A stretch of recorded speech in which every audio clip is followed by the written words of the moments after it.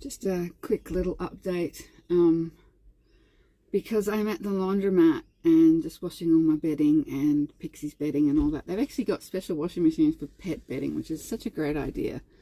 So I've got like half an hour or so till I have to put it in the dryer, and I actually just picked up a book that I've been excitedly awaiting the arrival of, Dr. Gabor Mate's new book, The Myth of Normal. Trauma, Illness and Healing in a Toxic Culture. Look how big it is. He wrote it with his son, Gabor Mate and Daniel Mate, and he's been doing lots of interviews on YouTube where he's, I mean, I've been following him for a long time. He was the first person that my doctor, when I was very first diagnosed with rheumatoid arthritis, put me onto his book, which was called When the Body Says No, to explain what was going on in my body. So I expect that this one will be even more amazing. It's taken him 10 years apparently to do it. I'll read you what it says on the back of the book, a description. Riveting and beautifully written, says Bessel van der Kolk, author of The Body Keeps the Score, another good book that my doctor recommended that I read, which I did. Western countries invest billions in healthcare, yet chronic diseases and mental illness are on a seemingly unstoppable rise. So what is normal when it comes to health? Over 4 decades of clinical experience, renowned physician and addiction expert Dr. Gabor Mate has seen how health systems neglect the role that trauma exerts on our bodies and our minds. Medicine often fails to treat the whole person, ignoring how today's culture burdens our bodies and our immune system and undermines emotional balance. Now, in his most ambitious and urgent book yet, Dr. Mate connects the dots between our personal suffering and the pressures of modern-day living. But with deep compassion, he also shows us a pathway to health and healing, filled with stories of people in the grip of illness or in the triumphant wake of recovery.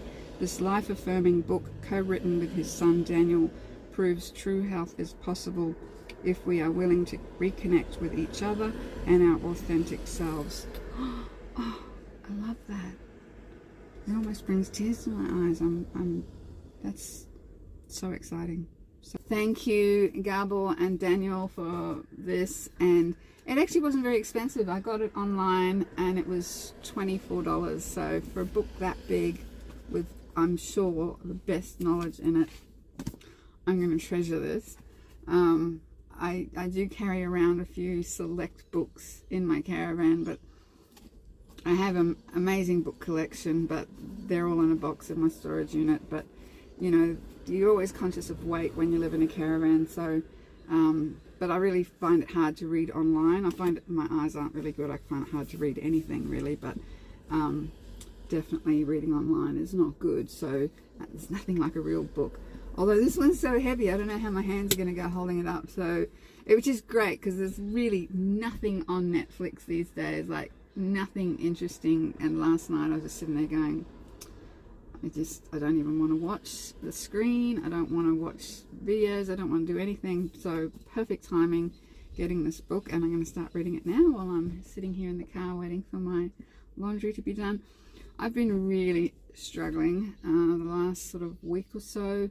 Extreme fatigue, like overwhelming fatigue, where I just do the smallest things and then I'm absolutely exhausted. Like I get to bed fairly early, but by the time I'm up and down during the night, by the time I get to sleep, it's often after midnight, and then I'm sleeping till like 10:30, 11 in the morning. By the time I get up and get out the door, it's midday, and it feels like you're living half a life because you have half a day, which I'm really struggling with. And I think my RA has been flaring up a bit lately, which, I've been really good with my diet and I haven't been overly stressed or anything. But I think it's the humidity up here. Like, it's hot and humid. And so I have the